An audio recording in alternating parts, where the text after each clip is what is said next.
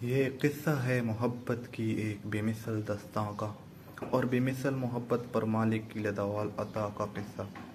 وہ ایک گمنام بوڑھا شخص تھا جسے اپنی مادری زبان بلوچی کے علاوہ کوئی اور زبان نہ آتی تھی۔ عربی تو چھوڑ اس سے اردو تک نہ آتی تھی۔ اس کی ساری زندگی اصول کی بکریاں چراتے ایک جھونپڑی میں گزری تھی، جھونپڑی جو اس کی اپنی زمین پر نہ تھی، سردار کی زمین پر مجبور اور موسموں کی شدت سے شرمسار کھڑی تھی۔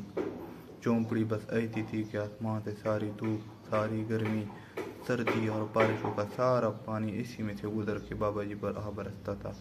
بابا مگر اس میں خوش تھے۔ شکوہ کیا ہوتا ہے، شاید بابا یہ جانتا بھی نہ تھا۔ جتنا میسر تھا اس سے زیادہ کی اس سے پرواہ بھی نہ تھی۔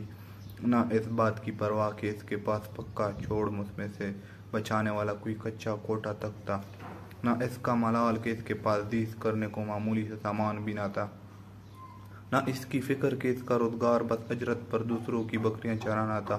اس کے سوا کچھ نہ تھا۔ عجیب شخص تھا کہ وہ بکریاں چرانے کی انبیاء کی سنت پر ہی عمل پیرانا تھا۔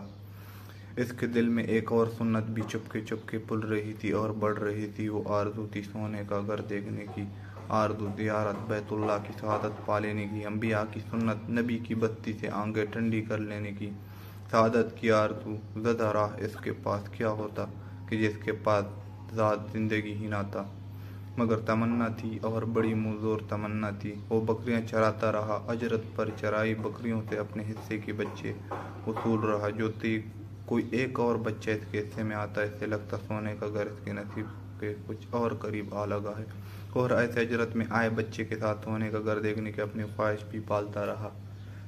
پھر ایک دفعہ جب تن پر اچھے کپڑے نہ تھے، پاؤں میں مناسب جوتا نہ تھا، جھونپڑی میں موسموں کی شدت روکنے کی موزوں صلاحیت نہ تھی، اس کے پاس بکریوں کی اجرت کے کچھ پیسے جمع ہو گئے، تب اس کا چاؤں دیکھا نہ جاتا تھا۔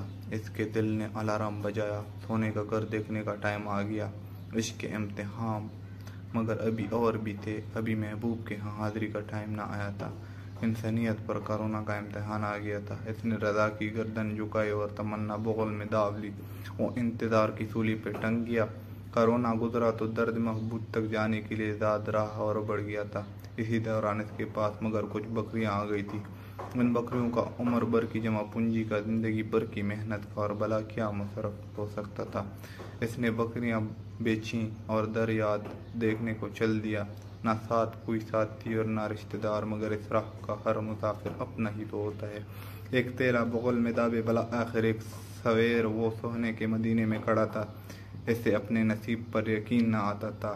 وہ ڈل کے کندھوں کے ساتھ بہت آرام سے حرکت کرتا تھا کہ یہ مدینہ تھا جہاں بایزید بھی ساتھ گم کر بیٹھے۔ وہ مدینہ بلوچستان کی ایک جھونپڑی کا باشندہ مدینے کی شان دیکھ کے دنگ رہ گیا۔ آہ، کہاں فقیر عجم اور کہاں سلطان عرب، اسی حیرت میں گم۔ واہ، اپنی کلم عطا، اپنی جوتے اور جوڑے والا تیلا بھی گم کر بیٹھا۔ عین یہی وہ لمحہ تھا جب وہ کلک ہو گیا، جب وہ اپنے تن کے آخری چتڑے بھی سونے کے در پہ گم کر بیٹھا تھا۔ تو عین یہی وہ لمحہ تھا جب عرش والے کا اس سادہ مزاج محبت کے معراج پر التفات اور قبول عام برس اٹھا تھا۔ عین اسی لمحے آسمانی میڈیا حرکت میں آیا اور صحابہ کے جلوے والا بزرگ کے نام سے وہ عرب و عجم کے میڈیا پر وائرل ہو گیا۔ اب خود اسے معلوم نہ تھا کہ وہ جو اپنے دیگم ہوا پھرتا ہے، اس سے زیادہ مدینہ اور مدینہ کی دنیا میں مشہور کوئی نہیں۔ سبھی جانتے ہیں کوئی 30 لاکھ کے قریب اعتبار دائرین ارض مقدس میں تھے۔ ان میں کروڑ پتی بھی ہوں گے اور ارب پتی بھی۔ وہاں 3 دفعہ کا وزیر اعظم بھی تھا اور جانے کون رستم دماں، محدث دماں وہاں موجود تھا۔ جو بھی تھا گمنام ہی تھا، یہاں کا مشہور شخص اور زبادت عام شخص، مگر آج کے دن ایک ہی تھا، اور وہ تھا وہ بابا جو 15 سال سے لوگوں کی بکریوں کے ساتھ اپنی ایک تمنا پال کے یہاں آ کے گم ہو گیا تھا۔ وہ بکری پالتا تو یقین اس کا مالک بھی تو بڑا لجپال تھا۔ اس نے اس فرش سے اٹھایا اور عرب و عجم میں نامور کر دیا، تاجروں اور تاجوروں سے زیادہ تاجور کر دیا۔ اب عرب و عجم سے اس سے بابے کو پکارا جا رہا ہے۔ میڈیا اور اب کے مخیر حضرات حج پہ بلانے کو اس کے پیچھے پڑے ہیں۔ ہم تم کی خدا نے ڈیوٹی لگا دی کہ اس کی کہانیاں کہیں اور سنیں اور سنائیں۔ سارے پڑھے لکھے ایک ان پڑھ کی کہانی سنیں اور سنائیں۔ اللہ اللہ، جزاک اللہ۔